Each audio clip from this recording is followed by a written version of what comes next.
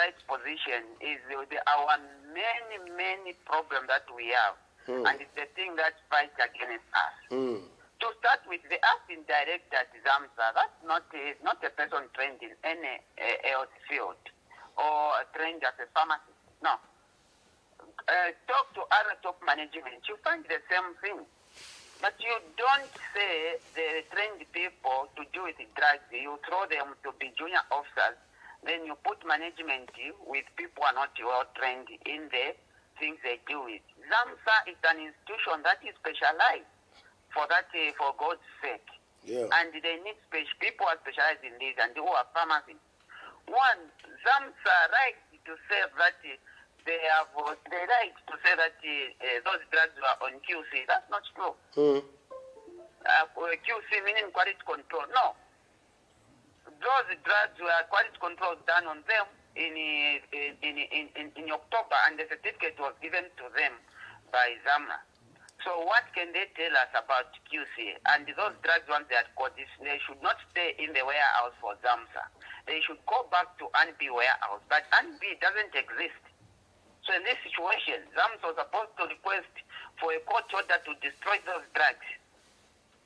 But what did you make of the reluctance not to go to court and get a court order? Let's not say the reluctant. I've said when you put wrong people in wrong position, this is what happens. They can't understand. How do you put me as Jerome Kanyika, who's a pharmacist, put him to be the director at ZESCO? Is that normal? I don't know. I can't answer that for you, but that's abnormal. That's not normal. How am I going to know the power generation? How am I going to? The only physics I've done about electricity was in first year at the University of Zambia or grade 12. Can that physics apply in the management of the entire ZESCO? This is happening under the new Dawn administration. 5 months into government, very critical of honeybee deal or scandal.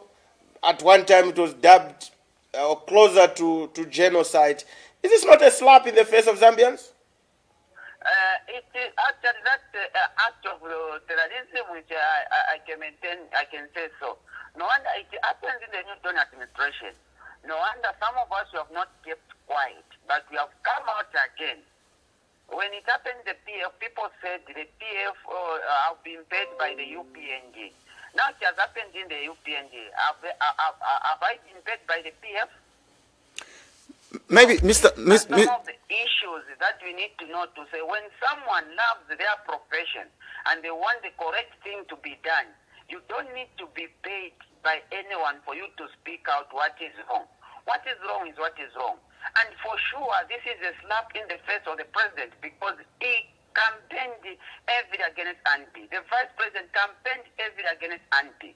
But look, what is happening? You subject the Zambian, 18 million Zambians to fake medication. I don't know why even those people we are still talking up to today, they are still going at work. What I was expecting is this time we would have gotten keys from them, everyone at Zamsa, and put in new people. Because that is needed. Mr. Jerome. Hello, Mr. Jerome. Yes. Maybe a question that I just want to take you aback. When you started whistleblowing about the honeybee scandal, and because many people on social media that were not privy to the actual evidence as to whether exactly these medicines were defected, what can you tell us? Do you have the evidence? What was the outcome of that particular issue? Were those really medicine defective? And if they were, what were these boxes of honeybee doing in the stores of the Ministry of Health? One thing that you need to understand is those medicines are fake, and the lab results have indicated to say these medicines are fake. What more do you want? You should understand one thing about the drugs. What you may see as a layman is not me I may see as a pharmacist. You see? Yes. There's no wonder it's a specialized entity. Me as a pharmacist, I can even give you a drug that has nothing in it, but you may believe that no, I've been given a drug. So that's what is different. All right. So in this situation, Those drugs, when we subjected them, first they failed the physical inspection. We subject them to go for laboratory inspection and test. They also failed. So once. All right. I've lost him. But that's a discussion. That's a discussion on the ground, and it's listening to Jerome. It's heartbreaking. And It's heartbreaking. I don't know whether to continue this program or to just leave. he's made. I can't hold it. You see, one observation that comes is that these medicines were fake. Maybe I'll try to call him again. I want to speak to him. And he's made a new revelation of not just Kawe and Kasama, but also Northwestern Province is also has a fair share of these fake drugs. Hello? Hello? Sorry, we lost you for a moment. Yes, you can continue what you were saying. Yeah. So I was saying to say, these drugs, even that time they were fake. Yes. There's nothing that have changed about these drugs now that we are in a new tone, they are not fake. They are still fake. And once a recall is done, you see, this is what I get shocked. When you have been given a mandate to run these big institutions, you need to know the laws that pertain or that govern that institution. And in this situation, you know that Zamsa deals with the drugs.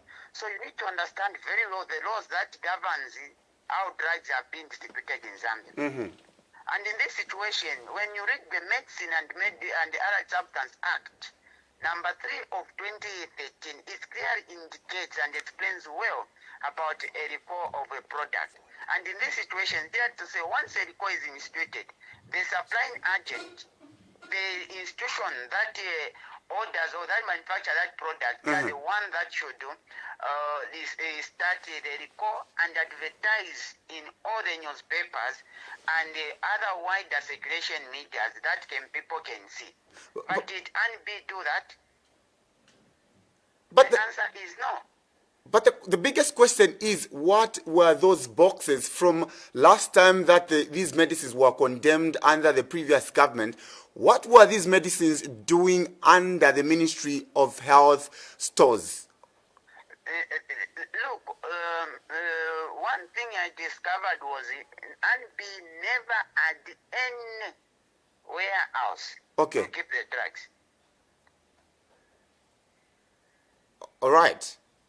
Zamsa has told us, forgive and forget. We are sorry. Don't say Zamsa has told you. Say Zamsa has liked that. Yes, change that statement. You are a teacher of Palulu. Change that statement. No. I'm reading their statements. I'm going through their statements. They've told us, forgive and forget. We are sorry. We did this. They've taken acknowledgement and they've apologized. Where do we go from now? It was a mistake. They have lied. Then on the sorry, Zamsa is saying, sorry for killing you. Mavuto, we are very sorry for killing your aunt. That's what they are saying. So what should we do? Mavuto, we are very sorry for killing your child. That's what they are saying. What should we do? Where are we going now? We are very sorry for killing you. That's what they are saying. Who does that? Okay, so now now, you apologize for killing someone. As a professional pharmacist, Mr. Jerome, what from now onwards, what steps should we take as a country? Look, one thing is need to be done. One, at Zamsa, since problems continue recurring, let's make sure that we clean up, we wipe out the management at Zamsa. All right. 2, let's make sure that we put a board at Zamsa that you need to look and observe how Zamsa is managed. Then 3, let's look about the law that brings about Zamsa, because even the law itself, I think it's even a problem. As things may stand, Zamsa is everything. There is no other institution that can check what Zamsa does. All right.